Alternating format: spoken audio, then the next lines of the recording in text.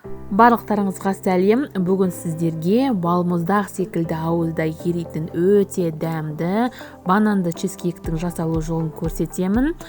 Бұған ешқандай духовканың я болмаса пісірудің қажеті жоқ. Жасалу жолы өте оңай. Ал ендеше кеттік. Ең біріншіден бұл чизкейктің основасын жасап аламыз. Ол үшін өзімізге ұнайтын сүйікті печеньямызды алып, осындай блендердің көмегімен ұнтақтап аламыз. Ұнтақталған печеньямыздың үстіне ерітілген сары майды құйып, жақсылап араластырамыз.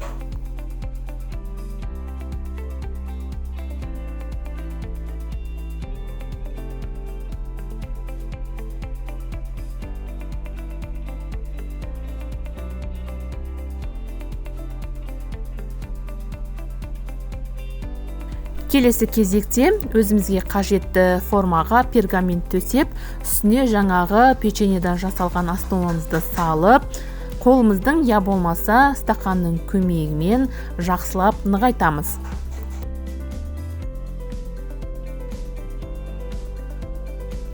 Енді үстіне құятын начинкамызды жасағанша, осы основамызды холодильникке қойып қоямыз.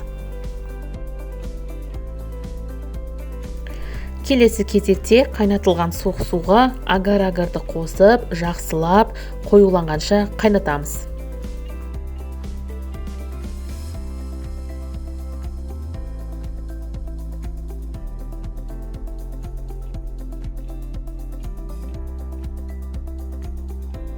Енді жаңағы агар-агар суығанша жеке ыдысқа сүзбе, қант, қаймақ және бананды қосып, блендердің көмегімен езіп аламыз.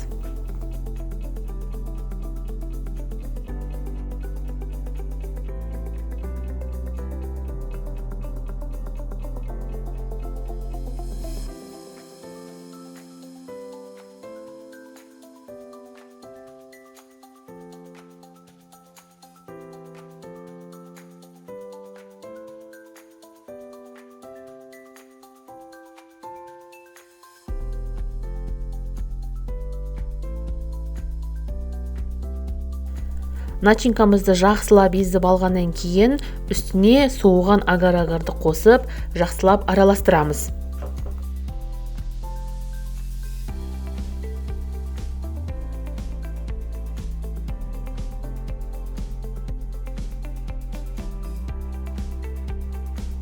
Енді дайын болған начинкамызды бағанағы основамыздың үстіне құйып, холодильникке 1 сағатқа я болмаса 1 түнге қойып қоямыз.